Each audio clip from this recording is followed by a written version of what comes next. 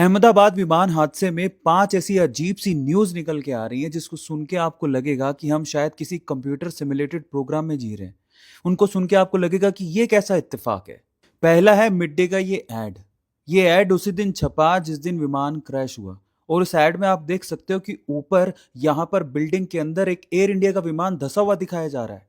अब ये कैसे मुमकिन है? कोई ऐड अगर बना भी देगा तो प्लेन दिखा देगा, लेकिन प्लेन पे एयर इंडिया लिखा हुआ, ये कैसा इत्तेफाक है? दूसरा अजीब इत्तेफाक है गुजरात के एक्स सिम रूपानी जी की गाड़ियों का नंबर। अब ऐसी न्यूज चलाई जा रही है कि उनकी गाड़ियों का नंबर था 1206, यानी कि वो इन्हीं गाड़ियों के नंबर की गाड़ियां चलाते थे, ये उनकी पर्सनल गाड़ियों के नंबर थे। और उसी दिन उनका देहांत हो जाता है।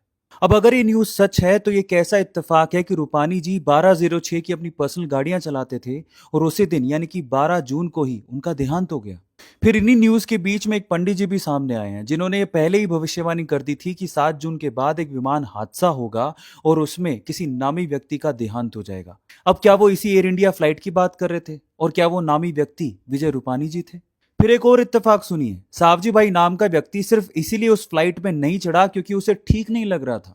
उसकी फ्लाइट में टिकट्स पहले से बुक्ड थी, लेकिन फिर भी वो फ्लाइट पे नहीं चढ़ा। फिर ऐसे ही एक इत्तेफाक भूमि चौहान नाम की लड़की के साथ भी हुआ। उसको इसी फ्लाइट से लंदन जाना था, लेकिन अहमदाबाद ट्रैफिक की वजह से वो 10 मिनट लेट हो गई और उसकी फ्लाइट मिस हो गई।